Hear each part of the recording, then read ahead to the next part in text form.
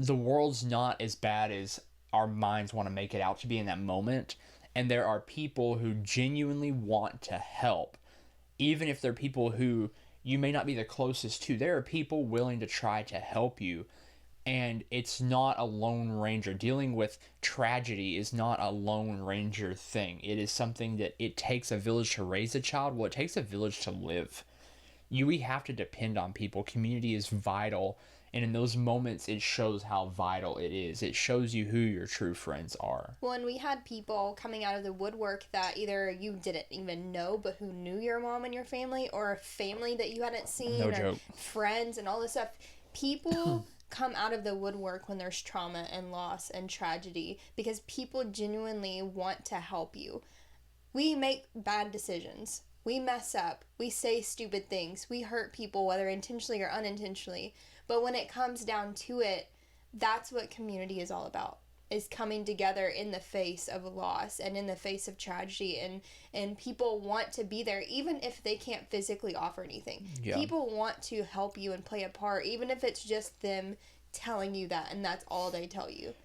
That's helpful. Just hearing that you're loved and that your family and friends are loved and love you and want to be there to help you, whether it's cooking a meal, whether it's saying I'm sorry, whether it's not saying anything at all. Like, it takes those different people and their different offerings to help you. Yeah. And I guess, like, kind of like an add-on to that, maybe like 0.2, 0.3 or something, like, 0.2.5 is, I know firsthand how annoying it is and how annoying it gets to have people asking you, are you okay? How can I help? And I'm sorry for your loss. Like, those are 3 things you hear all the time. And even after a year, we still hear those things. We heard it yesterday. Yeah. Yesterday, I had someone come after me. The day before yesterday, literally the past 2 days in a row, I have had someone come apologizing for my loss. And you get kind of numb to that because it becomes this wound point, really. It's almost like, oh, I don't, like, you're trying to, I mean, both of these were our job too, and so I'm trying to work, and someone's like, hey, I heard your mother passed away, I'm sorry. Hey, I heard your mother and your grandfather passed away, I'm sorry. Like, you hear this a lot, and you have to realize these people are saying this, they're taking time to say this, and it's hard because loss is something we all deal with, but what can you say? And I can accompany this, or kind of encompass this the best. We have a friend, and she was cooking us meals, like so many meals, and I'm not griping, like, they were good meals, and like we ate for a month on the food that she cooked alone, and she was there, like, at our job site, making sure we were able to focus. Literally the next day, after my mom passed away, we went to work. We had work for like 3 days after that. Yeah, like, we were right in the middle of a homestand. We work at a baseball field. If you haven't, listen back if you don't know that much about us yet. We work at a baseball field. We run a concessionaire business, and we had to work. And we had talked about asking off. Or not asking off. We set our own job, but we had talked about, like, bringing people in to fill in. Yeah. But my father works there too. Like, my father has worked there his whole life, and I'm like, well, I'm going to be wherever he's at. He doesn't have a choice. Like, he's got to come to work.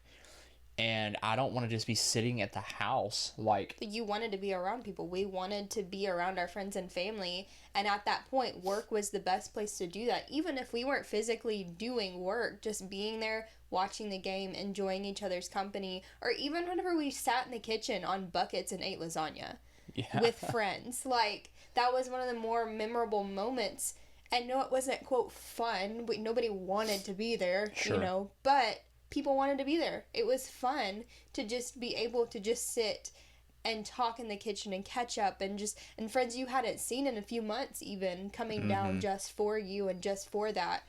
And, just eating and in the filthy kitchen on, like, pickle buckets and not even having seating, and just, like, how many people can we cramp into a kitchen just to say, I love you and I'm sorry for your loss, and just to be with you. Yeah.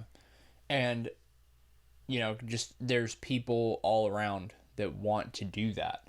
And some stand out more than others, of course, but everyone wants to try to help, but there's no there's nothing you can say. And just kind of going back to what I was saying is like this friend that did all the cooking for that was just there constantly, just helping us and offering love and offering her service. She said something to me, and it still sticks with me to this day when it comes to loss and grief. And she's like, I know you've heard this 1,000 times, but what can I do to help? And she said, and Cody, I don't want you to just brush me aside, because when you're dealing with loss, everyone's asking, what can I do? What can I do? And you don't have the ability to even think through that. And I understand. So here's some things I can do. But realize when I say it, I'm not just being passive. I mean it. Like, don't try to do all this alone. And that was groundbreaking to me, because I realized in that moment, wait, it pulled me out of my mind that's got a million thoughts, and was kind of like the fly on the wall in the room, realizing, wait, these people have emotions too, and they genuinely care about what we're going through.